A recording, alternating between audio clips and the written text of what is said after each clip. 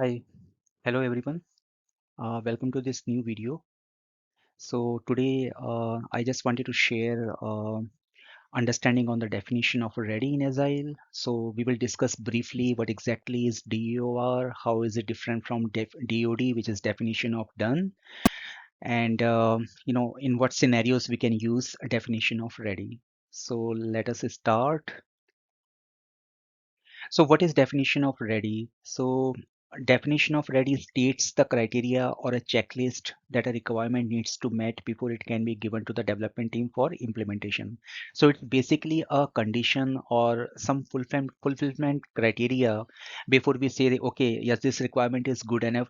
It has all the necessary details and then we can pass it to the development team for the implementation. So for a Scrum team, it's simply how well defined a user story is. Can it be given to the team if it has all the necessary details, if it has all the necessary ingredients captured as per the definition of ready? I mean, so this is true for a Scrum team, but I mean, if the team is a scaled one, team may need DOR for a feature as well, because I mean, feature is then split into the set of user story. So we want to capture like how well defined our feature is. I mean, if feature is just a one liner, obviously we cannot expect team to drill it down to the set of user stories. So I mean a DOR could vary for a feature, DOR will be different for a user story, and DOR will vary from team to team as well.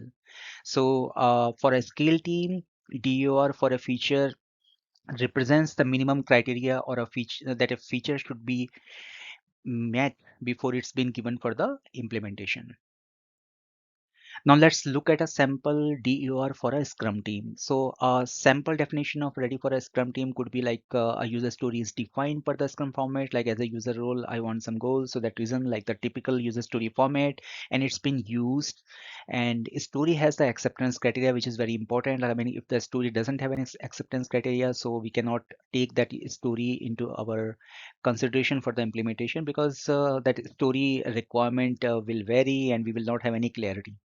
Priority of user story is mentioned. Dependencies of this story, if any, has been disclosed. So if this story is dependent on any other items, that needs to be mentioned in the story definition. So this is just like, I mean, I'm calling it as a sample DOR. I mean, this is not a list that can be used in, any other project. I mean, the team has to come up, what is the minimum thing that they think should be met before, we hand over a user story for our development team.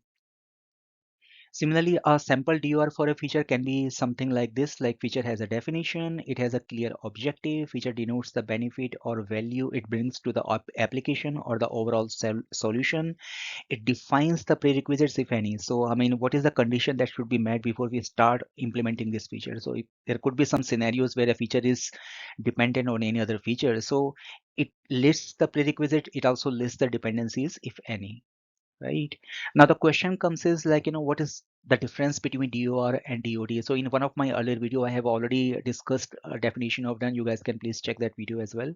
So DOR and DoD, like what is the difference between these two terms, right? So DOR is a checklist for requirements in Agile, whereas DoD is the quality criteria or a completion criteria before a story can be marked as completed in a sprint.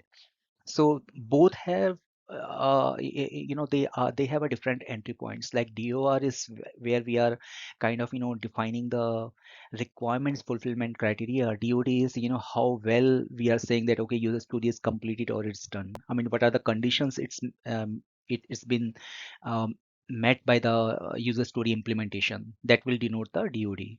So for mature team, there is a possibility that DOR may not even be present, right? Because it's part of their practices. So I mean, there are some teams who have not disclose what is their definition of ready because it's part of their practices. I mean, they define the user story as per that Scrum process.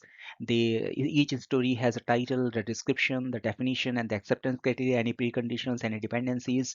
So it's part of their culture, it's part of their practices. So DOR may not be present, but I mean DoD for a team is a must because it evolves. It also defines the kind of a checklist, like what are the grounds on the basis of which they are saying a particular user story is done or not, right? Again, DOR and DoD for team will vary, right? I mean, we cannot have the same DOR and DoD captured for all the teams, right? So it will vary from team to team. And once agreed, these definition can also be revised. So it is not like, if today as a team we think that, okay, this is our definition of ready, this is our definition of done, then that becomes kind of, uh, final list or kind of a list that will not change as the project proceeds, right? So, I mean, this can be revised, and when the team does the retrospective, they feel the need for it. So these two definitions can also be revised. So that's pretty much, guys. And thanks a lot. Thanks for your time, and wishing you a very happy Christmas and a happy New Year in advance. Thank you.